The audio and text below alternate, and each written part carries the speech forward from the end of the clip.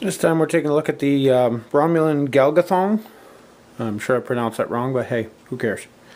Wasn't that impressed when I first saw this little Romulan ship from the TOS era, but actually, now that I've actually seen the cards that go with it, I'm actually very impressed and might be using this thing more often than I thought.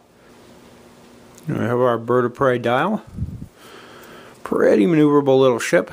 Even got some 390 degrees in there. Got a red U-turn. I think that red U-turn is the only red on the dial too. And we can see there's our Romulan Bird of Prey. Definitely a maneuverable little guy.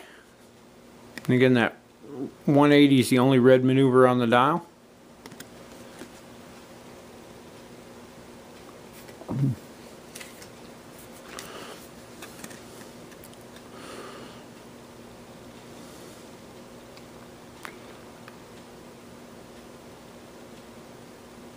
There's our Gal Gath'Thong. It's unique, Romulan. 2 attack, 2 evade, 3 hull, 2 shield. Got 2 weapon, 2 crew for 18 points. And you have evasive, target lock, cloak, and sensor echo. And this is probably my favorite part of the ship. When initiating an attack while cloaked, you may fire plasma torpedoes without needing a lock. Huge thing there. Makes plasma torpedoes definitely worth bringing. And there's our generic Bird of Prey.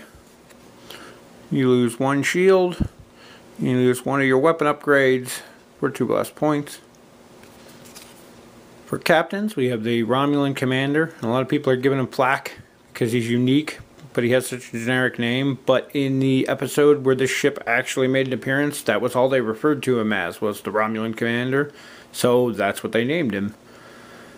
He's got a 7 skill, which is really nice, 2 elite talents, and 5 points. And during the combat phase this round, your ship attacks before every other ship, but it costs you an auxiliary power token. Also takes your action for the turn, but definitely if you know you got a couple of those 9 captains in front of you, that's a cool action to have. Here we have our generic Romulan captain. We have our first elite talent, which is double back.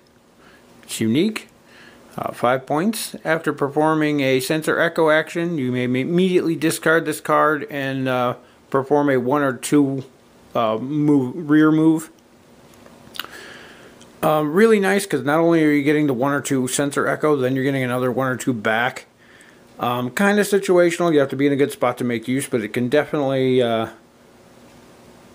mess up an opponent's thinking when suddenly you're in a completely different area than where they were expecting you to be. Kind of neat. Next we have Decoy, which is also unique, 4 points. When defending, before any dice are rolled, you may discard this card and 1 of your weapon or tech upgrades to force your opponent to roll 3 less attack dice this round. Nice use against Barrage of Fire or something similar. And it comes with 1 of our tokens here. -3 attack dice for use with Decoy. For crew upgrades, we have Romulan Officer. He's unique. 5 points. As an action, you can discard this card. If you initiate an attack while cloaked this round, you add +2 attack dice, but you can't roll any defense dice. Good in combination with double back or something, or if you're not in their fire arc, or if you think you can take them out with that extra 2 dice. That way you're not getting shot back at. Again, he comes with 1 of our little tokens here. Next we have Centurion, probably one of the best cards in the expansion. 4 points. When 1 of your crew upgrades or your captain is to be disabled or discarded, you can discard this card instead. Some people come up with some really broken combos with him, cross-teching with Shroud, I believe. For weapons, we have our standard Plasma Torpedoes. 3 points, 4 attack, range 1 to 2. Needs a target lock, and you can re-roll any of your blank results ones. You can fire from the front or rear arc. Awesome with the Gal Gath'Thong special ability. And we have nuclear warheads. This is kind of an interesting one. 3 points.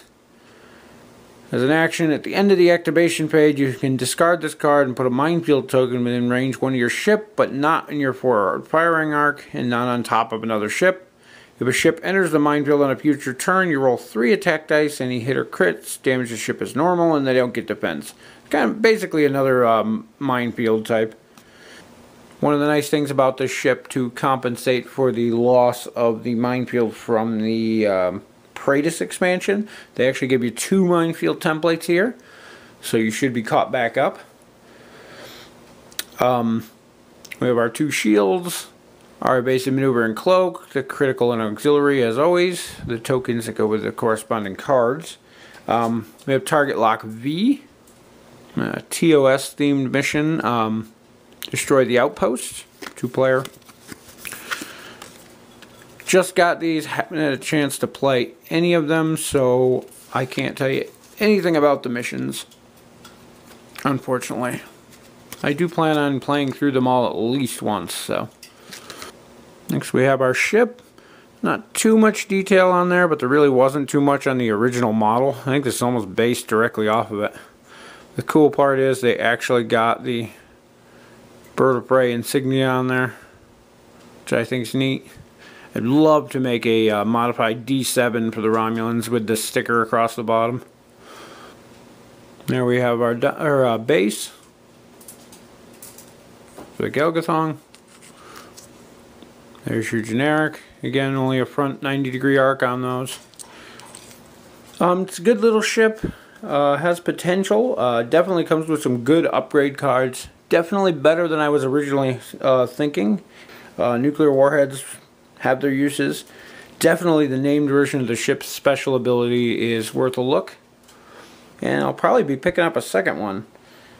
If for nothing else, the extra Centurion, the extra minefield token are nice.